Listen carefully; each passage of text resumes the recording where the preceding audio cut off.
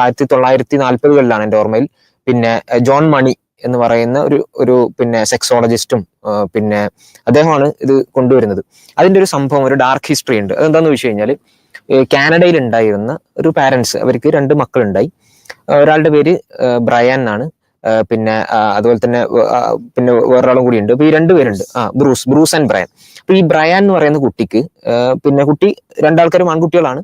അങ്ങനെ ഇവർ ജനിച്ചൊരു 8 മാസം ആയ സമയത്ത് ഈ സർക്കംസീഷൻ ചെയ്യുന്ന സമയത്ത്, അതായത് നമ്മൾ സുന്നത്ത് എന്നൊക്കെ പറയുമല്ലോ, ഈ സർക്കംസീഷൻ ചെയ്യുന്ന സമയത്ത് ചെറിയൊരു ഇൻഫെക്ഷൻ ഉണ്ടായി ഈ ബ്രയാൻ എന്ന് പറഞ്ഞ കുട്ടിക്ക്, ട്വിന്നിൽ ഒരാൾക്ക്. അപ്പം ഫൈമോസിസ് നമ്മൾ പറയും മെഡിക്കൽ ടേമിൽ. ഈ ഇൻഫെക്ഷൻ പിന്നെ പെനിസിന്റെ ഭാഗത്ത് വരുന്ന, ലൈംഗിക അവയവത്തിന്റെ ഭാഗത്ത് വരുന്ന ഒരു ഇൻഫെക്ഷനാണ്. ഈ ഇൻഫെക്ഷൻ വന്ന സമയത്ത് പിന്നെ ആ ലൈംഗിക അവയവത്തിന്റെ പ്രവർത്തനം ഇനി ഉണ്ടാവില്ല എന്നുള്ള നിലക്കേക്കുള്ള ഒരു പ്രശ്നമെത്തി. അപ്പൊ പാരന്റ്സിന് സ്വാഭാവികമായിട്ടൊരു കൺസേൺ ഉണ്ടാവും. പാരന്റ്സ് എന്ത് ചെയ്തു, ഞാൻ പറയുന്നത് വെച്ചാൽ LGBT പൊളിറ്റിക്സിന്റെ അടിസ്ഥാന ഇതിൽ നിൽക്കുന്ന അതിന്റെ ഒരു ചരിത്രമാണ്.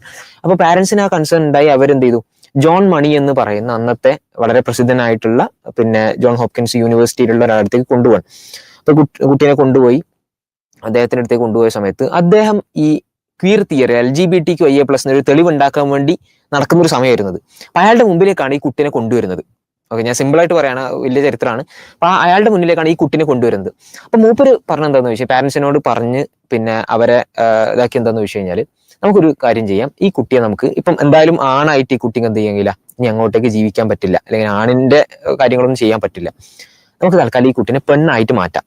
ഓക്കെ, ഒരു പെൺകുട്ടിയായി വളർത്താം. ഇപ്പൊ നേരത്തെ നമ്മൾ ഇവിടെ കുറെ കാര്യങ്ങൾ വായിച്ചല്ലോ, gender is a social construct. ഈ സോഷ്യൽ കൺസ്ട്രക്ട്, സാമൂഹ്യ നിർമ്മിതി എന്നൊക്കെ പറയുന്ന ആദ്യമായിട്ട് സിമോൺ ഡി ബൂവയാണ്, ഫെമിനിസ്റ്റ് ഒക്കെ ആയിട്ടുള്ള.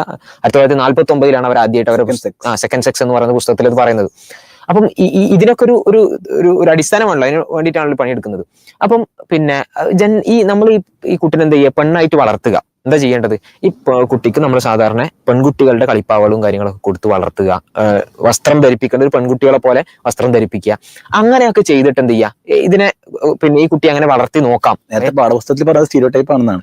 അങ്ങനെ ചെയ്യുന്നത് അല്ലെ, അതായത് കളിപ്പാട്ടം കൊടുക്കുക, മറ്റവർക്ക് തോക്ക് കൊടുക്കുക, ഇവർക്ക് പാവ കൊടുക്കുക എന്നൊക്കെ സ്റ്റീരിയോടൈപ്പ് ആണ് എന്നൊക്കെയാണ് പറഞ്ഞത്. പക്ഷെ സംഭവിച്ചത് എന്താന്ന് വെച്ച് കഴിഞ്ഞാൽ, ഈ പിന്നെ എന്നിട്ട് അതിന്റെ പേര് മാറ്റി. ഈ ബ്രയാൻ എന്ന് പറയുന്ന കുട്ടിക്ക് ബ്രൻഡ എന്നൊരു പേര് കൊടുത്തു. ഓക്കെ, അതായത് ഒരു പെൺകുട്ടിയായിട്ട് മാറ്റി, ടോട്ടലി പെൺകുട്ടിയായി മാറ്റി, പെൺകുട്ടിയായി വളർത്തി, ഡ്രസ്സും കാര്യങ്ങളൊക്കെ എവറിത്തിങ് ഒരു പെൺകുട്ടിയായി. അങ്ങനെ കുട്ടി പിന്നെ വളർന്നു തുടങ്ങി. പിന്നെ ഒരു 10-13 വയസ്സെത്തി. പക്ഷെ അതിന്റെ ഇടക്ക് കുറെ സംഭവങ്ങൾ നടക്കുന്നുണ്ട്. ഈ കുട്ടിക്ക് അപ്പോൾ നമ്മൾ ഈ കളിപ്പാവളൊക്കെ കൊടുക്കുമ്പോഴും അതല്ല വേണ്ടത്. ആൺകുട്ടിക്ക് വേണ്ട തോക്കും ഇതൊക്കെ ഉണ്ടല്ലോ, സാധാരണ പിന്നെ ബസ്സും തോക്കൊക്കെ ഉണ്ടാവുമല്ലോ, അതൊക്കെയാണ് ഈ കുട്ടിക്ക് അപ്പോഴും ആവശ്യം. പക്ഷെ അതിനെ എങ്ങനെയാണ് വളർത്തുന്നത്, നീ കളിപ്പാവ കൊണ്ട് ആ രീതിയിൽ വളർത്തി.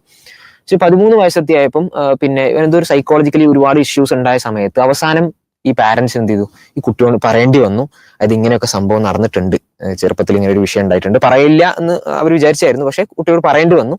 പിന്നെ ഇങ്ങനെയൊക്കെ സംഭവിച്ചിട്ടുണ്ട്, നിന്നോട് പറയാതിരുന്നത് എന്ത് ചെയ്യാം, നമ്മൾ ഇങ്ങനെ മുന്നോട്ട് പോവാം, ഒരു പെൺകുട്ടിയായിട്ട് ഇപ്പം മുന്നോട്ട് പോവാണല്ലോ, ആ നിലക്കാണ് പറയാതിരുന്നതൊക്കെ പറഞ്ഞു. പക്ഷെ അവസാനം റിവീൽ ചെയ്യേണ്ടി വന്നു, നീ ആൺകുട്ടിയാണ്, എന്നാൽ പിന്നീട് നമ്മളിങ്ങനെ പെൺകുട്ടിയായി വളർത്തിയതാണെന്നൊക്കെ പറയേണ്ടി വന്നു. പിന്നീട് അവൻ എന്താ ചെയ്യുന്നത് വെച്ച് കഴിഞ്ഞാൽ, അവൻ സ്വന്തം സ്വത്വത്തിലേക്ക് തിരിച്ചു പോകുന്നതാണ് കാണാൻ പറ്റുന്നത്. അതായത് പിന്നെ ഒരാണായിട്ട് വീണ്ടും മാറുകയാണ്. ആണായിരുന്നു, എന്നിട്ട് പെണ്ണാക്കി വളർത്തി, പക്ഷെ അവൻ എങ്ങനെയും അത് പൊരുത്തപ്പെടാൻ കഴിയുന്നില്ല. വീണ്ടും അവൻ എന്ത് ചെയ്തു, സ്വയം ആണായിട്ട് കൺവേർട്ട് ചെയ്യുന്നു. പിന്നെ മുന്നോട്ട് പോയി ഒരു വിധവയായിട്ടുള്ള ഒരാളെ കല്യാണം കഴിക്കുന്നുണ്ട്. പക്ഷെ അവസാനം ഒരുപാട് കോൺസിക്വൻസ് അനുഭവിച്ചു. ആ കുട്ടിക്ക് ഒരുപാട് നോക്കൂ, ഒരു 8 മാസം പ്രായമുള്ള ഒരു കുട്ടിനെ ഇങ്ങനെ വളർത്തിയെടുത്ത് പിന്നെ ഇത്രയും നീചമായ രീതിയിൽ എങ്ങനെ നമ്മൾ അതിന്റെ കാര്യങ്ങൾ നിങ്ങൾ പരിശോധിച്ചാൽ മനസ്സിലാക്കാം, ഗൂഗിളിലൊക്കെ നോക്കിയാൽ മനസ്സിലാക്കാൻ പറ്റും, ജോൺ മണി കേസ് എന്നൊക്കെ.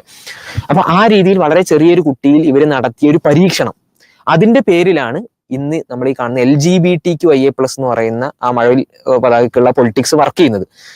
ഇതിന്റെ ഒരു വിഷയം എന്ന് വെച്ചാൽ, ഈ 13ാമത്തെ വയസ്സിൽ ഈ കുട്ടിയോട് കാര്യങ്ങളൊക്കെ പറയുന്നുണ്ട്, കുട്ടി തിരിച്ച് ആണായി മാറുന്നുണ്ട്. പക്ഷെ അപ്പോഴേക്ക് നമ്മുടെ ഈ അണ്ണനുണ്ടല്ലോ, ജോൺ മണി എന്ന് പറയുന്ന ആള്, മൂപ്പർ എപ്പോഴത്തേക്ക് എന്ത് ചെയ്തു, പിന്നെ മൂപ്പരുടെ പിന്നെ സ്റ്റഡിയൊക്കെ പ്രസിദ്ധീകരിച്ച് ഗവേഷണങ്ങളൊക്കെ നടത്തി എന്നൊക്കെ പറഞ്ഞ് അത് പഠിക്കാനൊക്കെ കൊടുത്തു വിദ്യാർത്ഥികൾക്ക്. അതായത് ഞാൻ ഇതാ ഒരു ആൺകുട്ടിയെ പെൺകുട്ടിയാക്കി മാറ്റിയിരിക്കുന്നു, ഇത് സക്സസ്ഫുൾ ആയിരിക്കുന്നു. അതിനൊക്കെ ശേഷമാണ് കുട്ടി എന്ത് ചെയ്യുന്നത്, തിരിച്ചറിയുന്നതും പിന്നെ തിരിച്ച് മാറുന്നതും, ആണായിട്ട് മാറുന്നതും.